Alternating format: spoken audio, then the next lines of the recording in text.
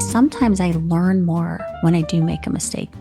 We got a corner in our kitchen. It's called Divorce Corner. If I'm cooking, inevitably, Lori's going to come through the kitchen and end up in that corner. That's a no-no.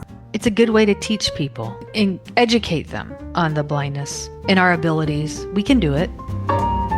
Welcome to Blind Abilities. I'm Jeff Thompson, and today in the studio, we have Christina all the way from the Rockies. How are you doing, Christina? I'm good, Jeff. How are you? Thank you so much for having me. Oh, and happy belated Mother's Day. Thank you. Yeah. And all the way from the Great Lakes of Minnesota, Lori, how are you doing? I'm doing fabulous. How are you, Jeff? Good. Now, I know Mother's Day was quite a while ago, but I just had to get this in because Father's Day is coming up. Good. Just saying. And by the way, I already said Happy Mother's Day, right? Yes, you did. Thank you. Straight in from California. Just flew in today. Got a little jet lag going on. Yes, I do. Went out to be with my daughter, and my mother met me there. Did you get a picture of the 3 generations? We sure did. Aw. Yes. That is so. I'm thinking, where did we do that? We went to the San Francisco Zoo, and we went to Pier 39. It might have been at the Pier 39 with the Golden Gate Bridge in the background, or Alcatraz or something. But yes, we did. Is the zoo, is that where you picked up your mom? I'm going to tell her you said that. Love you, Carolyn. But today we're getting together here to talk about domesticity. I think that's a word, right? I think so. If not, it is now. It is now. You heard it here first. About family life, home life, stuff that goes on, raising kids and cooking, all sorts of stuff like that. Laundry, there's all sorts of stuff. And I remember when I first went blind or lost some vision, a lot of things changed. And so the main thing that I found out throughout the years was you just do them differently and everything gets done. Otherwise, I'd have 30 some years of trash built up. Now, who's going to take that out to the garbage? So we could start right down in the having kids. Did that come into play when you're thinking about having kids or had kids? And now what do you do? So for me, my blindness or low vision, it was not a big factor in my decision to become a parent. Yes, blindness can cause some extra layers of complications sometimes, but I think any of my doubts or anything were very universal to all parents. When I reflect on parenting, I often feel like I have more in common than I do different with fully sighted parents. Mm-hmm. Yeah, this is Lori. It didn't come into play for me as either having kids, but I've raised my kids. Now it's a grandma thing. Another generation and my vision has gotten less. I have less vision. So doing things as a mom compared to doing things as a grandma are a little bit different. But I feel like I'm more, with the grandkids, we make cookies. We do crafts. We garden, but it's just different. I adapted the way I do things so I can do them with the kids. You guys make a mean pesto. Yes, me and my granddaughter make pesto, really good pesto. We bake cookies. Yeah, we do gardening and stuff. That's really cool. I am not a grandparent. Well, you will be someday. Someday. I have heard that it's just pure joy with the grandkids. And I think, too, we're a little older and wiser and maybe more grounded, too. Yes. We don't worry about every little thing, or at least I did when my kids were younger. I worried. It wasn't always like a fear thing. It was just, am I doing this right? Is this the right choice? Is this the right way to do things? And yeah, I feel like the older you get, the more settled I feel anyways. Yeah. Yeah. For instance, like we would take the grandkids to the Mall of America. Well, we learned to buy the backpacks that had the tethers, and we would put the tether around their wrist. And that way they wouldn't run away from it. Because, kids can be runners. And when they see something that they like, they will take off. And they can be gone fast. Fast. I mean, really fast. Exactly. When we went to the Mall of America, I'm a partial, but we usually had our daughter with as well, the mom and stuff, because they come visit, and that's a big attraction. So it wasn't like we're the only ones there, but it's still, mom does things and we're watching the kids and stuff. So it's, yeah, you don't know what you don't know. I remember when we first had a kid and I had to put Noah in a outfit for winter because he was born in December, and I'm trying to get the car seat figured out, and then finally I get him all bundled up. Well, I set the car seat up for someone that isn't all bundled up, so I had to redo it. And back in those days, those things were a monster to try and get the straps the right length and everything, and then get it into the car. The kids, they let you take the kid from the hospital without a manual, and that was a sighted Jeff. So someone that is having a kid for the first time who is blind or low vision, it's still almost the same thing. It's just a little different, but even the sighted people go through the same stuff, and the challenges that you have, the things you don't know, the fears, all that stuff, it's all there.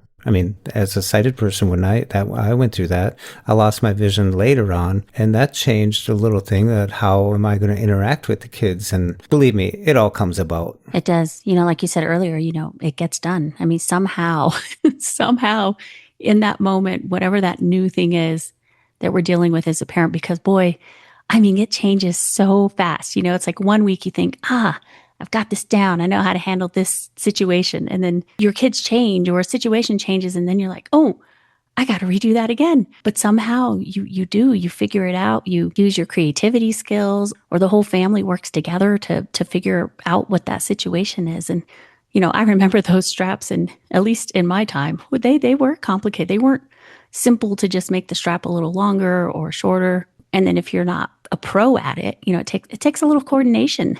So yeah, I can relate. Yeah, bottle feeding. I did not breastfeed. It just wasn't something I did. And I applaud the people that can do it. But making up the bottles, the powder, I mean, you know how to measure the water out. And I mean, you find techniques to measure the water and measure the powder, or you get the liquid and you add the water to it. I mean, there's a way to do that, and then fill up the bottles. The little clips for the binkies. I always had the binky clip to the clothing because I wasn't going to be able to know if it fell and where it would be, and if the dog got it, or if I kicked it across the floor, or whatever. Those tethers were awesome. Yes. Measuring out their medicine. I mean, and babies will cry if they're wet. They cry if they're hungry. They cry if they're tired. You get to know by holding them what their normal body temperature is. You can recognize by feel, you feel a little warm. Well, you've got a talking thermometer. Take their temperature, just see if it's normal. Changing their diaper. I always did it on the floor with a towel underneath them. I didn't really use a changing table because I didn't want to have to reach for something and the baby fall off or whatever. I always did it on the floor or on the bed, a good spot in the middle of the bed, but lots of a towel underneath them, a lot of wipes around just in case. Was I perfect? No, but my kids are 30 and 26, and Jeff's kids are in their mid 30s. And like I said, having the grandkids, that was a whole nother learning curve because, our kids were grown by the time that the grandkids came along, and oh gosh, diapers, bottle feeding and feeding, just, making sure you get the spoon in their mouth when they're little. That, to me, that was the hardest thing, was trying to spoon feed them. Because, they would turn their heads when they didn't want the green beans or whatever you were feeding them, whatever the baby food was. They would turn their face and you'd get it all over their face or in their hair. I did get it in the hair. I forgot all about that when you were first spoon feeding them. Mm-hmm. But very quickly want to do it themselves. Exactly. So that was a very short period. And diaper changing, things like that. For me, it was always about being prepared and having what I needed right there at hand. That I wasn't going to have to go, oh, I don't have a diaper. And they're sitting here and I already took the first diaper off. Sometimes we might do things a little bit different, but we get it done, and we get it done, in a safe, healthy way. Like maybe when we change diapers, we use a lot more wipes, but yes, there's nothing wrong with that. That's perfectly fine. Exactly. And we know our kids are clean and healthy mm-hmm. and ready to go, and they're happy. Mm-hmm. And you were talking about when you hold your baby, you can also feel if they feel a little stiff, instead of relaxed, and you're like, okay, something, maybe your tummy's hurting, or there's lots of ways to know when something's different. And you learn pretty quick. They do. The first time I changed my son's diaper, I removed it and I didn't have another diaper handy. And all of a sudden there's this rainbow going over his head and onto the floor. And I went, oh my gosh, look at that. And I'm like, oh, whoa. So from there on, I always had the second diaper ready. As soon as sometimes you remove the diaper, it's like, uh-oh. Yeah. Or if they're teething, you can't maybe see them. You can tell maybe if they're drooling a little bit more, then I would wash my hands good and stick my finger in their mouth and just kind of feel Oh, around. yeah. You can kind of feel the teeth coming in. Yep, you can feel that little swollen spot, and you're like, oh, that's what's going on here. But I think hearing was a really big thing because there's kind of a white noise with the kids around. And then when it's totally quiet, it's like, uh-oh. Uh-oh. I was going to say the same thing. Yeah, when it gets quiet, you're like, I better go see what's happening. I definitely remember many moments where, you hear your kids playing, and then all of a sudden, it's just quiet. You're like, oh, what are you guys doing? And sure enough, usually it wasn't anything too big of a deal, but they were into something that they shouldn't be playing with, or, you're like, okay, yeah, come back over here and play with your toys. How about laundry? A lot of people talk about, well, how do you separate the whites from the darks? How do you do this? And I guess every time I hear that question, it's like, I know my clothes. I can grab clothes and I can pretty much tell which is which. Some t-shirts get mixed up, but for the most part, you can kind of figure out things. I don't wear too many white shirts anymore, like for Sunday whites or whatever, that stuff. I like doing my own laundry in a sense, but now that it's just Lori and I here, we got it pretty much figured out. Well, when the kids were younger, I would buy the onesie t-shirts. I would make sure that they were white. I didn't get any kind of fancy onesies. And I always had Shout. I loved Shout. I couldn't tell you how much Shout I went through because, when they spit up, when they eat, they're getting something on their onesie. So the onesies I knew they were all white. And I would try to get only white socks for the kids too. Maybe once in a while I'd have a special, but I could tell by the texture if they were a different color to go with a certain outfit for photos or whatever. You could feel that they were different than the other socks. Maybe a little thinner or something. But yeah, I shout. I would shout everything, whether it needed shouted or not. That's a good idea. I used to use it was a stain stick. And I liked it because I could immediately use it, when I needed to, and throw it in the dirty clothes. And so it could just, it was like almost like a deodorant stick. And I would, rub it on where I knew a stain was and just throw it back in the dirty clothes, and I would forget all about it. But, separating the whites. So when I grew up, pile of whites, a pile of medium, and a pile of, black, really dark clothes. And that's how we would wash the loads. But, as my vision went, I couldn't quite distinguish all those nuances. So I just would do lights and darks because I could kind of see contrast. And so I would just wash lights and darks separately. Well, over time, it doesn't matter to me anymore. I just wash whatever together.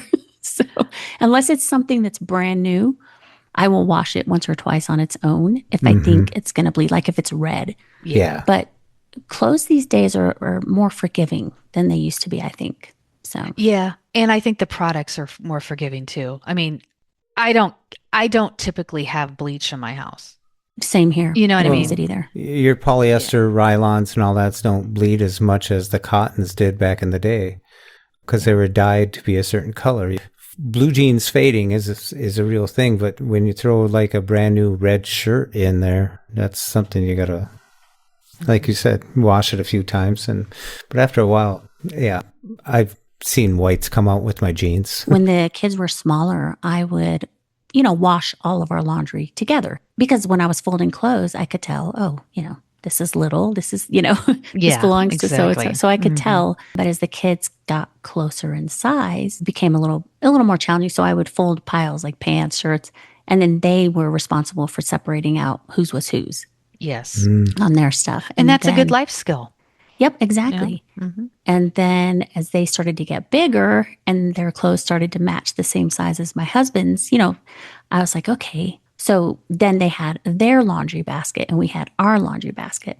So when I would fold clothes, I always knew, okay, these are the kids' clothes, these are their t-shirts, their jeans, and then Right. again, they would separate their stuff. And then Michael and mine, I could tell, this is mine, this is his. Yeah. So that was always easy for me. That's how I did it. Yeah, teaching my daughter. I did teach my daughter how to do laundry, but we would she would procrastinate and do probably two loads in one.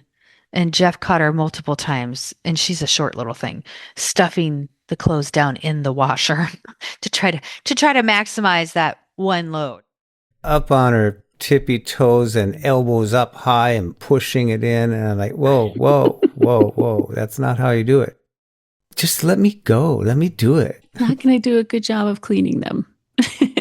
Yeah. But we all make it through it. Like you said, we find little different ways of doing different things. I found out that Braille on the mixing cups really helps, whether you read Braille or not, but you can figure it out by whether it's a 1 or it's not a 1 or a half. What really helps to know your A through J for reading cups and tablespoons. So, but once you have your product for a while, it's more of a, it's the third one or the first one, that type of thing out of habit more so than actually deciphering what's what.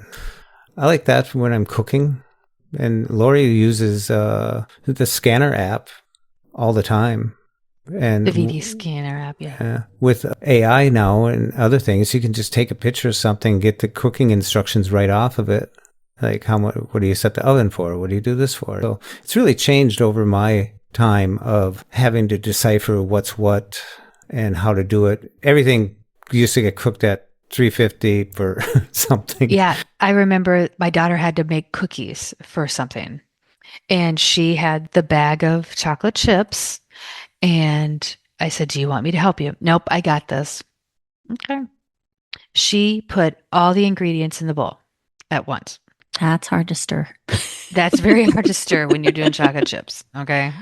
She got it mixed, but she ended up putting a tablespoon of salt instead of a teaspoon of salt. Ew. And I said, honey, this is really good. I'm really proud of you for trying this. I said, but you really need to read the directions first before you start putting the ingredients together. So that was a learning thing. But sometimes you have to let them go out and explore and let them do it their way and then bring it back around. Yeah, sometimes, at least for me, sometimes I learn more when I do make a mistake. Yes. Nothing too serious or major, but it sticks in my memory a little better. Like, oh yeah, I remember this, Yeah. Yes. So, and I think kids are kind of the same way. I think they sometimes learn when they have a little mistake like that. Like, oh yeah, 3 tablespoons of salt is a lot. And I need to be, pay closer attention to a recipe, especially for baking. Yeah. Cooking, you have Baking is a more. chemistry. Yeah. Exactly. A big T or a little T. Big difference. That's an easy mistake to make, though. It you is know? when she's never cooked before. Yeah. Exactly. Mhm. I forgot about the big T, little T, because, I don't visually look at a cookbook anymore or, a recipe. So I forgot that that's how they would often show that. Yeah. For me, everyone has their own way of cooking and what works best for them. But I like to kind of get everything out and ready first. I'm not good at running back and forth between the fridge, like, okay, I'm going to do this and then I'm going to, I don't know how to explain Well, you like to know if you have it too. but I like to have everything ready before I turn that stove on. Mm-hmm. Before, when I could see better, I could do a little bit of multitasking. I could, for example, have something cooking on the stove that I would occasionally stir, but maybe over here on this counter, I'm chopping up stuff for a salad. I can't do that anymore.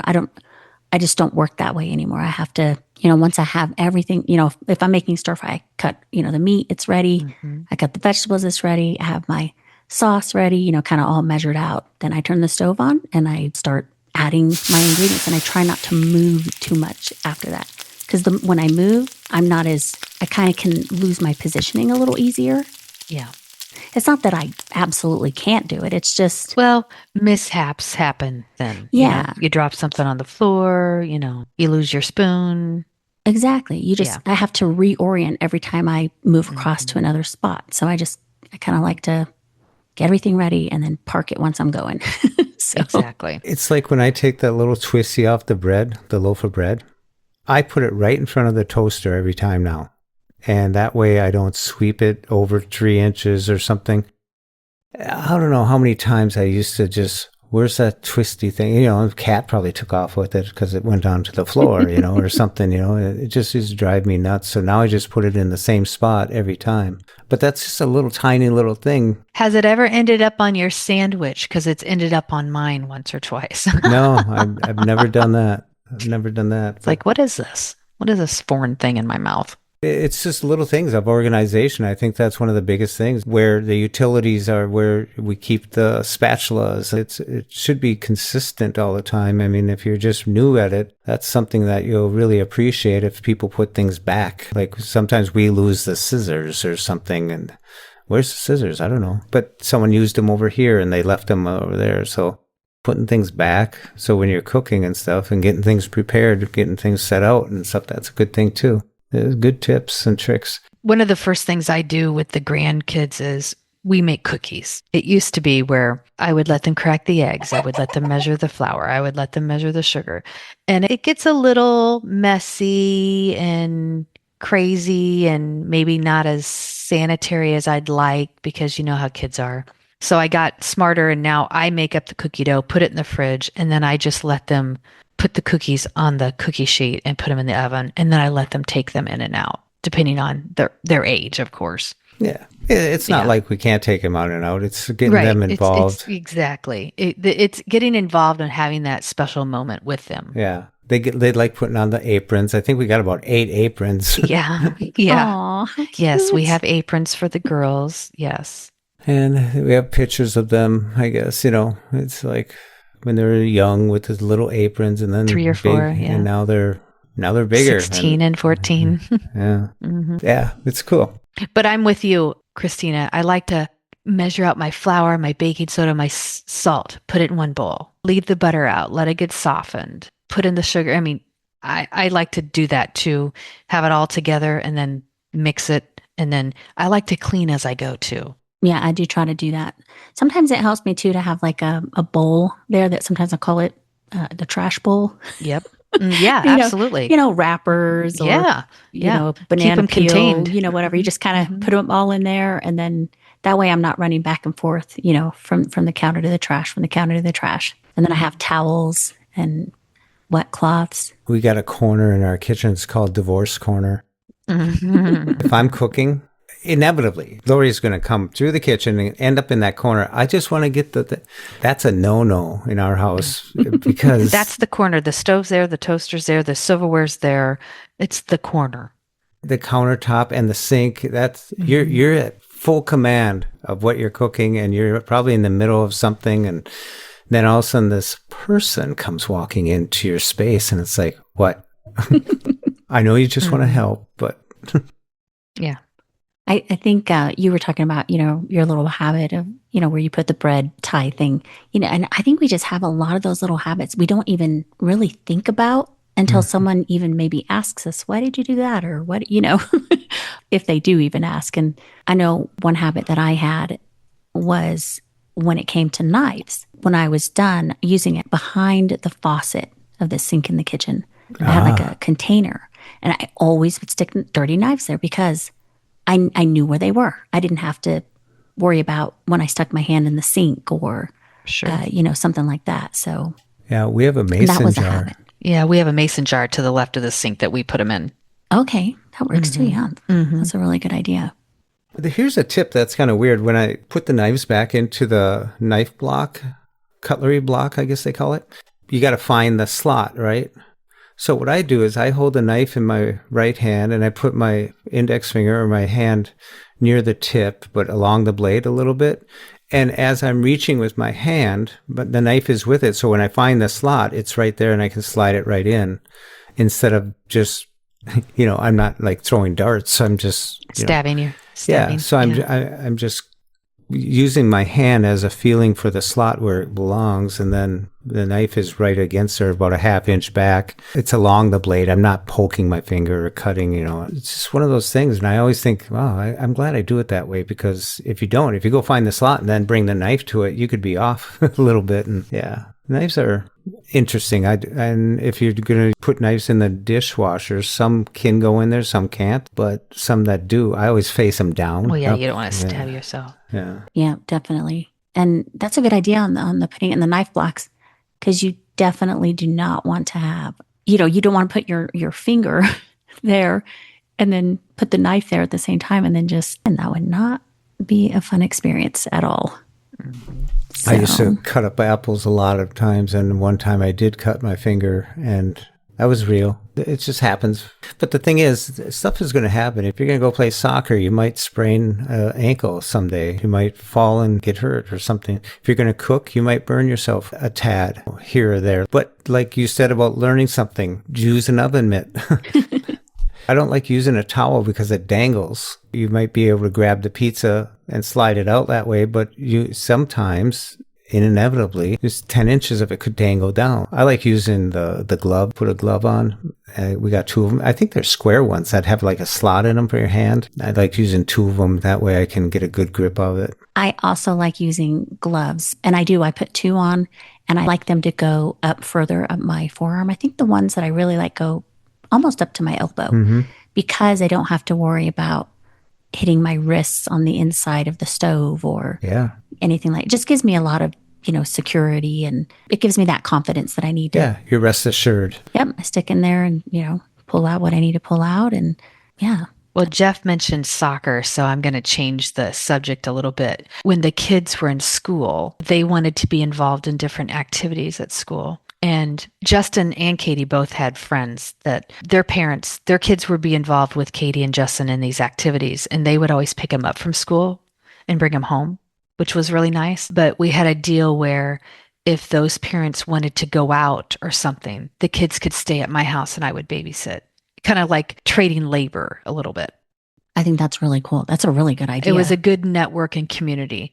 I didn't have to worry about getting the kids home from the activity, and I would watch the kids when they had an appointment or something. I think, and with raising a family, I think community is so, so important. Yes. Whether that's your blind community, your family, the school family, the school your kids go to, or whether it's church, the sports, just all those things. I think that's important for everyone's mental health in the family. Mm-hmm. I remember telling Noah or Elena, either one of them, all right, let's try our English lesson today. Here's a pile of mail. Okay. I mean, we have our ways of scanning it real quick and checking it out and putting them where they belong. But it was so much easier as a kid just walked by, stopped for a second and went, what does it say? Garbage, junk, that type of thing. So we never abused that. But when they started to get to the age of driving, we should get a car. Of course we should get a car. Absolutely. Because, me and my kid, when I first moved here, before I moved in with Jeff, Katie and Jess and I, we would take the bus to the store, and I would have them, okay, this is the list. We're going to go down the aisle. If you guys see this, we're going to put it in the basket. So we would do grocery shopping together. I would go, they would help me put the stuff on the counter. I'd pay for it.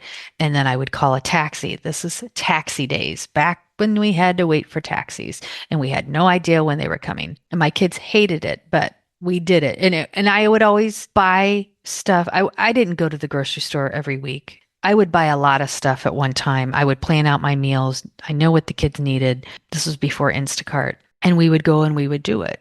It was a family event. Okay. But then, if we did that on a Saturday, then the next Saturday, I'd say, okay, we're going to go to the movies. So we'd take the bus downtown, go to the movies, and then take the bus back. But it was a team effort. I was a single mom, so it had to be a team effort.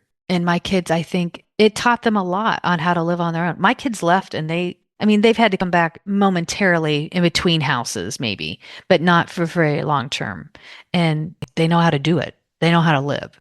And they have the confidence to figure out how to do something. Yes. My daughter's moved to California and she learned how to get around and go find the stores and budget her money. And Fully sighted and using public transit. yeah, she uses the Caltrain for a lot. And so does her fiance. He uses the Caltrain to go to work too. Whoa, whoa, whoa. You said fiance. Did I miss something? No, he's not a fiance, but you can take that out. Her boyfriend. Okay. No, I'll leave it. I'm wishful thinking. Okay. I'm ready. See, I'm yeah. itching. Aw. I'm itching. But public transit, they're not afraid to use public transit. They're not afraid to use a Lyft or an Uber. Then again, they're in California and San Francisco area. So, depending on where you live, what kind of transportation you have, living in Chicago or downtown Minneapolis, there's lots of opportunities. My son Noah got his driver's license. I had him drive everywhere in a sense that we were going to go across town here. We were going to go across. And I think it was about a year or two later, he said, my friends don't know Jack. They can't get anywhere. How do you get there? And I just tell them, kids that grow up with blind parents learn how to navigate a car pretty good at a young age. I have to admit. That's what happened with us. Yep, they do it. My daughter at 16, as soon as she got her license, my mom lives in Illinois. We were taking trips to Illinois to see the family. She knew how to drive on the interstate. She knew how to use a map. And when we allow our kids to grow like that in any home, it's so good for their confidence, because when life does present something to them, they're like, okay, I got this. I can figure this out, instead of feeling lost and overwhelmed. So. And fear. I think that, the fear isn't there either. I mean, they're not afraid to go and do things like that. Right. I mean, my son, he's drove out to Oregon and California, I don't know how many times. And he just loves to take long trips like that. Both of my boys love to drive. They love to drive. And they were so excited about, getting their permit and then their license. And they love cars. They love cars so much. So it was a pretty exciting time when they had that freedom, to just hop in the car and go somewhere. I think as a blind parent and a person, really, you learn to, like when you're getting rides or paying for rides, you really learn the value of point A to point B, what you got to do. If you're going to go to the store, you want a list. You want to make that very efficient, because you don't always have transportation. But when you do, you want to make sure that the driver knows you're going, like if it's a friend, hey, let's go here and here. And do you have something to do? Okay, we'll do that too. And don't add to it as you're going along. Appreciate their time. It's learned after a while that you can really rely on community, and they can, rely on you too, because we all have something to give. And sometimes transportation is a neat area, especially if it works for you and you can do something for them. Yeah. Yeah, I agree about respecting their time. That's really important. If I ever, if someone ever has to come pick me up for something, I am ready. I am waiting and ready to go. I'm not like, oh, I need 5 minutes to, whatever, just because I would feel bad if I was late, unless I had a really good reason. But I just feel like I really want to respect their time. Yeah. I'm very type A, so I'm ready an hour before. Even like if I'm taking a flight, I'm packing like a week before. I'm not one of those last minute packers. Oh, no, that suitcase is out early. Yeah. I'm pretty laid back. I kind of tend to procrastinate sometimes, especially packing. Yeah. I hate packing. I got a story for you. We were in Dallas one time for an NFB convention. This is when I was still living in Illinois and he was here in Minnesota. And my flight was going to leave at like 6 a.m. and his was going to leave at like 10. And I was getting ready to walk out the door. He goes, I'll just go with you. Not a thing packed. I never seen someone shove so much stuff in a suitcase so fast. And he was right there with me when the shuttle came from the hotel to pick me up to take me to the airport. I'm like, I cannot believe I that. even grabbed a coffee on the way out. He probably did. And he had bought all these model cars. And I'm like, how in the heck is he going to get all those stupid things in that suitcase? Wow. Yeah. And he was able to do it. But yeah, I mean, I am not a procrastinator. I'm a planner. Because again, I want to be ready for somebody. I want to be efficient. I don't want to waste anybody's time. Everybody's time is precious. I agree. I'm very methodical. I definitely like to plan. I like to be prepared.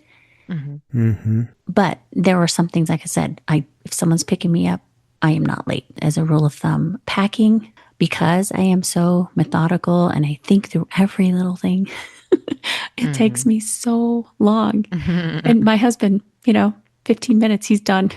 I'm Yeah. like, man, Yeah. Hmm. I'm still packing. I'm still looking for my hairbrush. Lori unpacked my suitcase, my backpack, and took it all apart and put it all back together again. She says, there, now you have more room. Yeah. He was going on a trip and he used my backpack and he's like, I'm gonna have to take some of this stuff out. I just can't get it in there. I said, let me pack. I got everything in there and had extra room for him to put more in. Very nice. She did the roll up I thing, did you the know. roll. You roll the clothes. You It roll the helps. clothes. It does. It Yeah. helps a lot. Hmm. Yeah. Yeah. He could have brought me back a souvenir. Did you? Brought you back 2 bowls, I know you did. Oh, He made 2 bowls, so that was nice. wooden bowls, hickory, not hickory, Ooh. walnut. Mhm. Yeah, out at Ginkgo Galleries, George Schwartzel. that sounds nice. Sounds really nice. Yeah, it was really nice.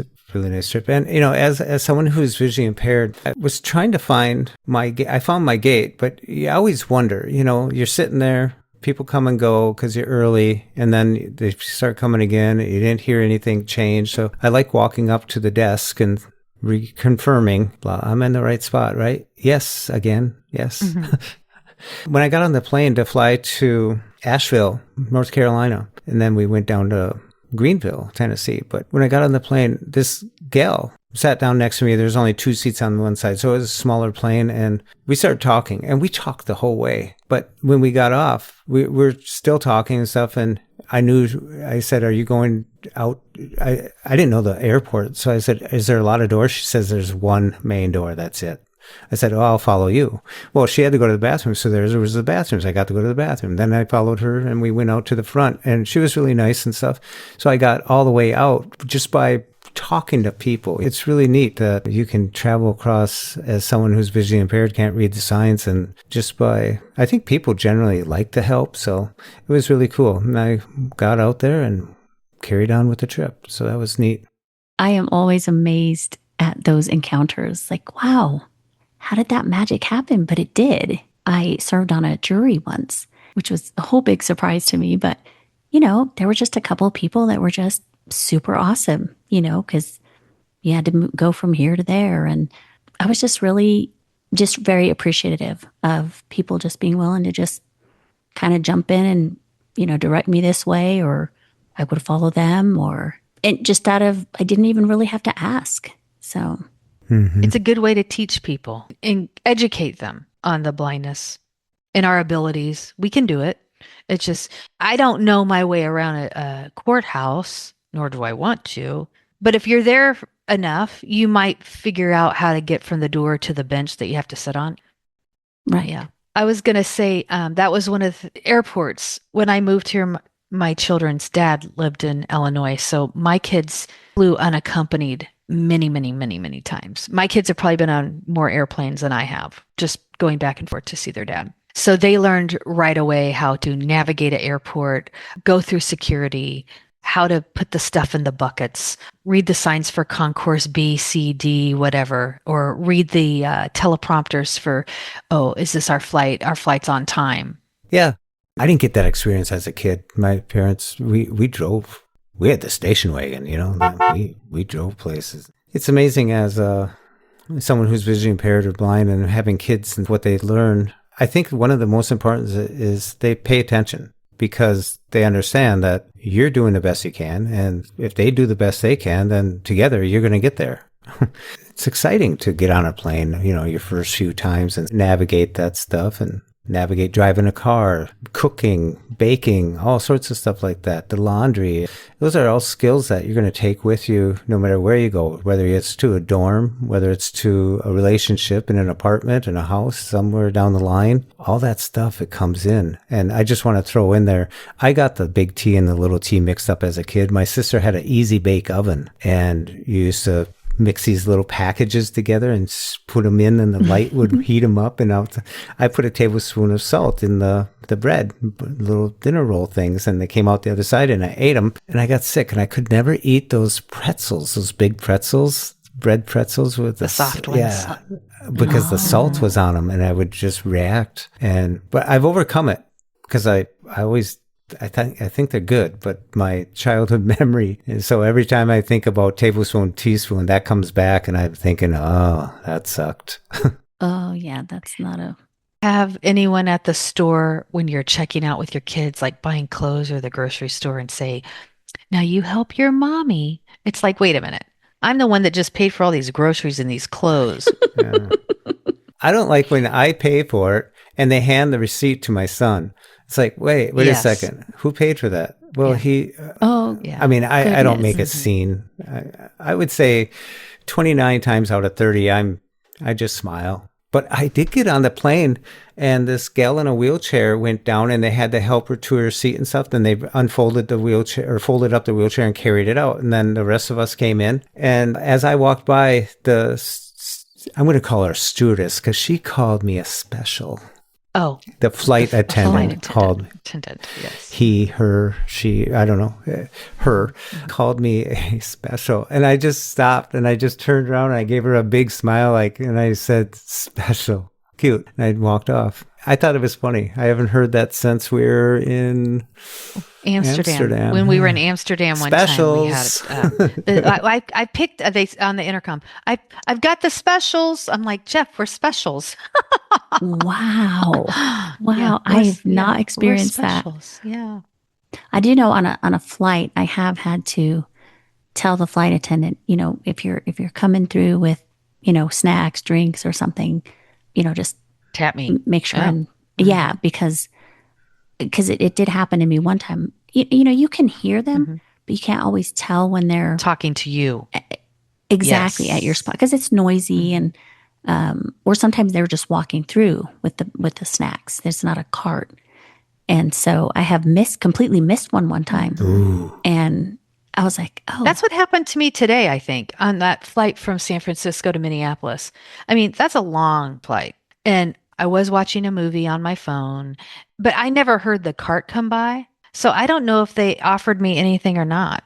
I don't know. Maybe I dozed off. I don't know. But usually, I'm pretty key to, okay, I need a water. yeah. Sometimes I think I don't know if it's an eye contact thing for, someone who's sighted, why they're maybe more quicker to hand that receipt to your son because they made eye contact. And I think maybe, sometimes a flight attendant might do that. Like you're not looking directly at each other, and, you're not giving those non-visual cues like, yeah, I want something. Yeah. And so they just go right by you and they just don't think about it, I guess. So I've had to make a point to remember that whenever later, I will want something or, get my attention when you come through. So, because I tell them I won't see you. Yeah. You'll have to let me know you're there. Yep. So, Yeah, I do that too in the beginning. And this one gal, Marge, she would always come by and say, how's it going, Jeff? All the people on the plane, she calls me by name and says, thanks, Marge.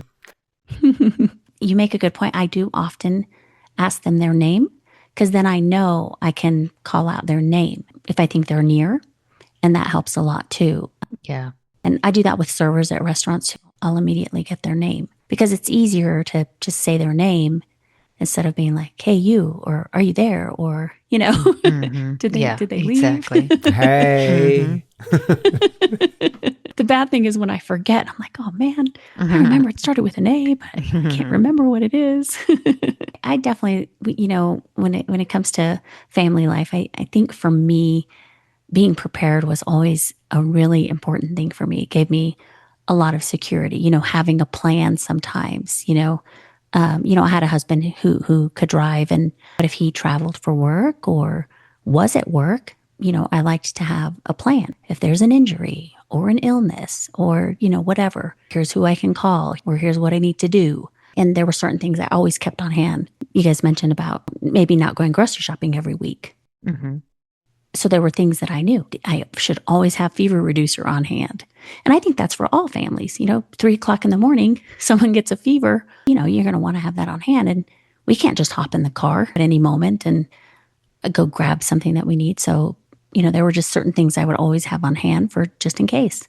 Medicines, first aid kit, Pedialyte, whatever those things would be. Well, and just budgeting for, the last minute, oh, my kid is sick at school and I got to go pick him up.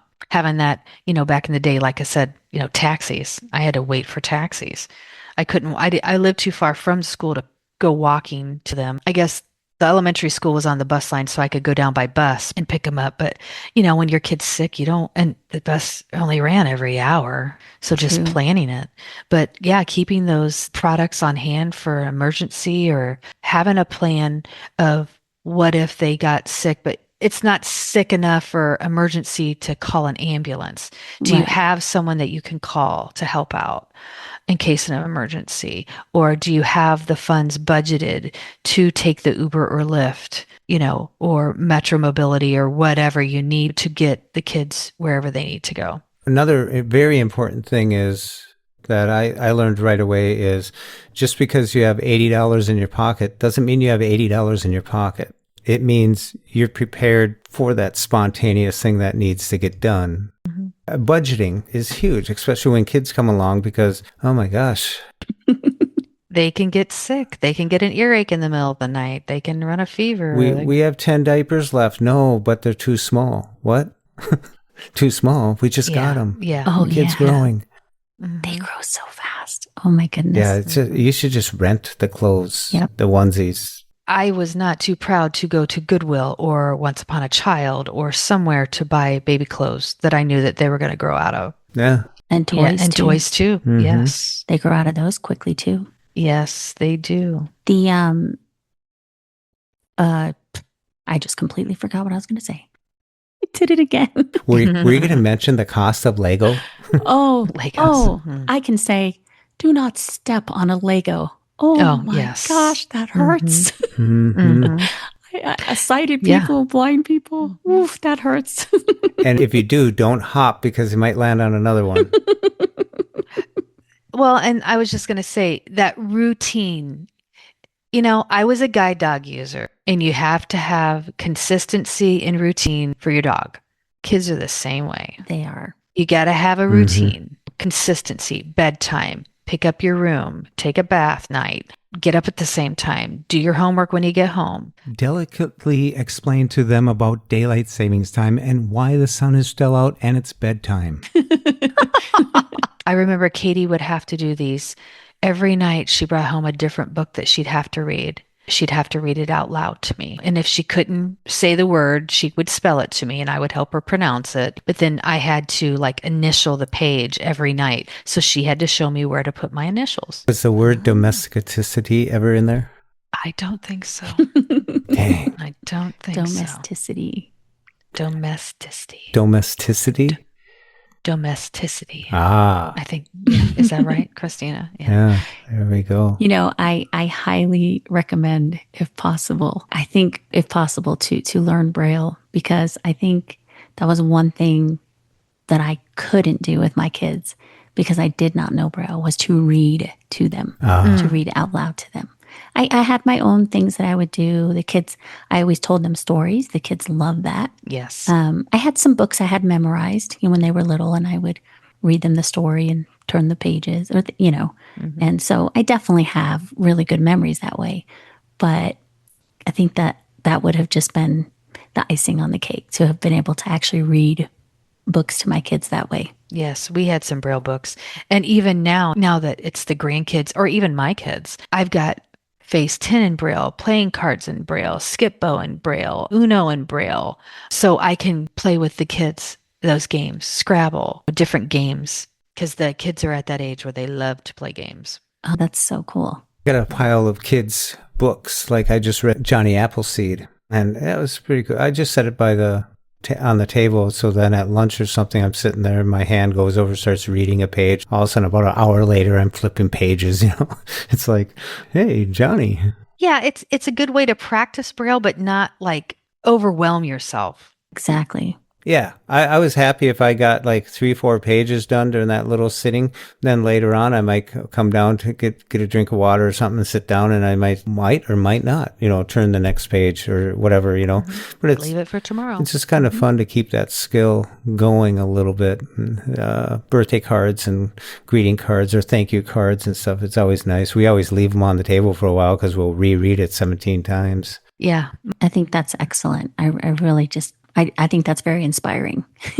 My supervisor sends me a birthday card, Valentine's Day card, any kind of card. She'll send it to my house to acknowledge that, how much she appreciates me as an employee. Oh, that's really sweet. So that's really nice. And it's always in Braille. Yeah. I think that's very inspiring because I have had people tell me, oh, don't bother, or, you're too old. You're never really going to get that much out of it. So I don't think that's the best advice. I disagree with that. So, yeah. I do too, because we're not young chickens anymore. And if something was to happen to our spouse or our children or something, I have file folders labeled with Braille so I know where things are. I have important information brailled out because you never know what could happen and you don't want to get stuck with, I have no idea, and have it being dependent on someone else to rely on in case something unfortunate happens, and then you're left to sort out things. Exactly. And what if something happens to our hearing? Exactly. I mean, it can happen. Mm-hmm. Yep. And not too long ago, I had some, which I won't go into details because it's pretty boring and really there's not a real answer. I was having some problems with my hearing. I couldn't even tell. It's related to sinuses. And I was both having trouble hearing and being ultra sensitive to sound. And it got me to thinking like, and that's all better now. Good. But it got me to thinking like, whoa, because that really scared me. Yes. And I'm like, I really should focus on this Braille thing. So yeah. I kind of know the letters, but I don't have enough practice under my belt to be decent at it. If I could make a suggestion, please. APH has a really good, it's the Illinois Braille series, uncontracted Braille, and then they have contracted Braille. Okay. I know a lot of Braille teachers use those books. Okay. I don't know if you use any kind of services or anything through Colorado, but I think the first book is like $50, and then the second book is like almost $100. But they're really good books to learn from. Okay. Get Johnny Appleseed. Yeah. Mm-hmm. Yeah, but APH. You guys have mentioned a share ride or rideshare services. Mm-hmm. Mm-hmm. And, when my kids were little, if it existed, I didn't know. If it existed, I didn't know about it, or maybe it wasn't accessible, but it was definitely not something that I knew about. And that's one thing that I think is such a great thing that parents and families can have at their disposal today. And one other thing that I wish I had when my kids were little was meta glasses. Oh, yeah. The ability to record and capture those special, precious moments. Yeah, I never even thought about that. On the fly just would have been so cool. I could just wear my sunglasses when they're doing something super cute. You just hit record. And I just, it's something that I hope a lot of parents are able to take advantage of. So, yeah, that's a good thing to think of. I never even thought about that. Reminds me of the days when they used to have to sit there, hold still, and then take a big flash and light the flash, and the olden days. Now it's, hold on, my glasses are pairing. Hold on, wait, my phone, wait, I gotta reboot. Okay. I think they're a really great tool, and I think the less sight you have, the better they are right now, in a sense, because it gives you an idea. If you can't see anything at all, it gives you, it does wonders. I'm trying to get out of this hole I'm digging. It's an awesome tool. I would like to see the day when they just become interacting just on the fly. Like they're always on, but they're in hold mode, so it's not wearing the battery. Kind of like Alexis. Yeah, kind of like a smart device in a sense, but almost like, so you don't have to do all the commands. You don't have to do all the prompts and stuff like, oh my gosh, what happened over there?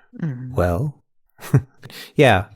20 years ago, we dreamed of this. 10 years ago, we heard a little inkling about it. Now we have it. Now we're going, okay, now we want. I keep on adding to it, but it is awesome. Yeah. It's coming. Look how far we've come in 10 years. I mean, another 5 years or 2 years. Who knows? Yep, I do think it is coming.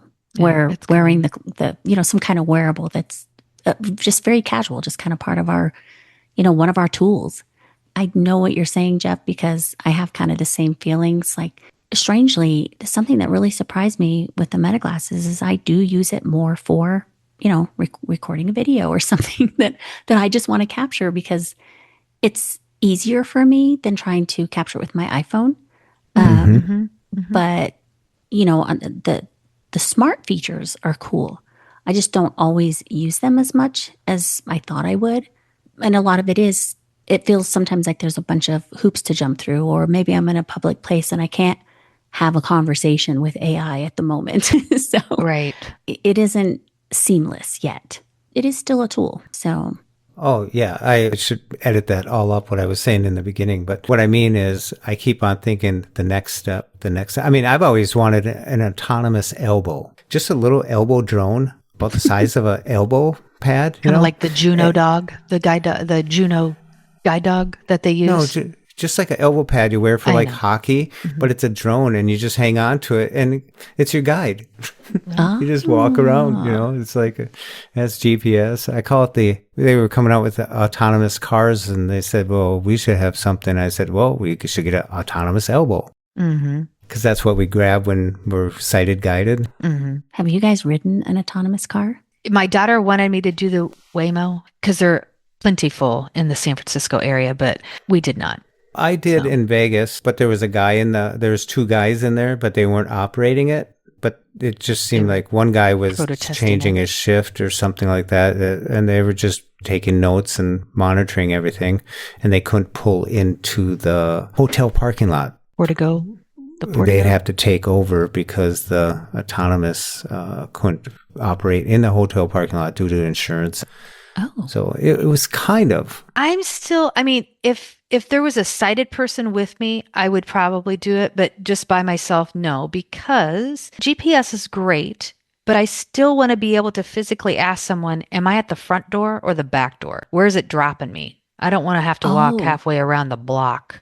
True. Thinking that I'm at the front door, but they dropped me off at the side door or something. Right. Or what if it's a shopping center and they dropped you off? Yes. Or it's a bunch of people standing around a garbage can that's burning and they're warming their hands. And... Oh, jeez. Okay, Jeff.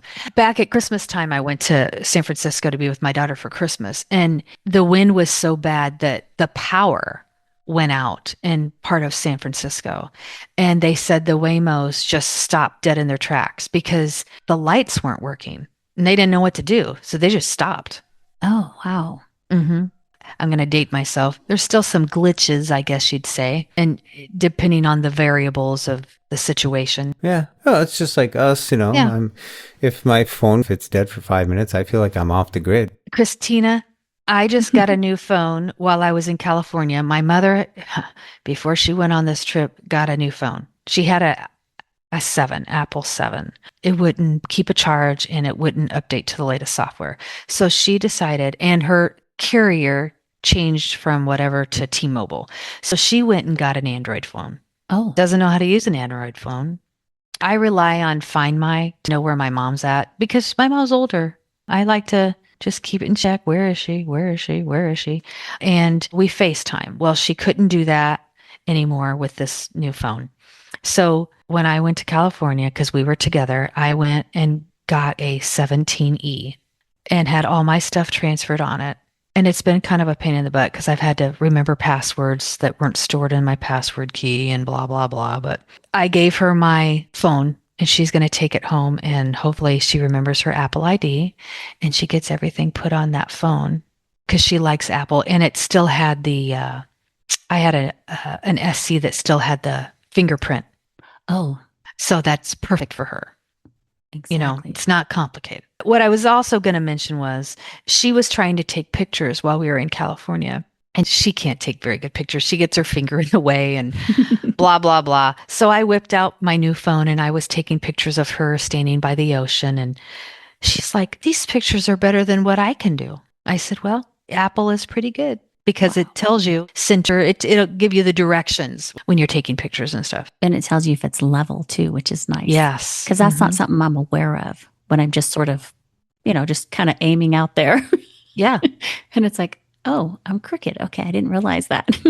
Or the face is too high or the face is too low, or if it's too far to the right or too far to the left. So I was pretty proud of myself.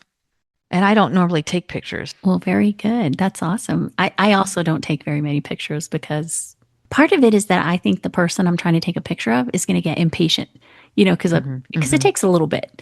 And sure, to get it all together. Yeah. And so I just get out a canvas and a charcoal pencil and say, hold it. Hold it. Let me trace around your face. Yeah.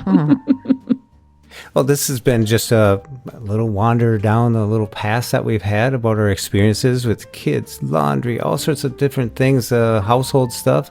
Domesticity. Is that right? Domesticity. Yes. I don't know. Say it for us, Christina. Domesticity. There you go. And maybe I made it up. Yeah. Well, that's okay. Yeah. But it's ours. I feel like I've heard it somewhere, so. I think we have. Yeah. Yeah. Hope you enjoyed it, and thank you both for coming on. And we're going to do this next week with Pete Lane. Will be back, and he had something more important. Yeah. Christina, thank you. Thank you, Jeff. Thank you, Lori. Thank you, Christina. Thank you, Jeff.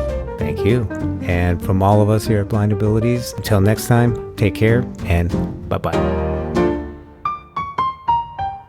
For more podcasts with the blindness perspective, check us out on the web at www.blindabilities.com. And if you want to leave some feedback, give us some suggestions, give us a call at 612-367-6093. We'd love to hear from you. I want to thank you for listening, and until next time, bye-bye. When we share what we see through each other's eyes, we can then begin to bridge the gap between the limited expectations and the reality of blind abilities.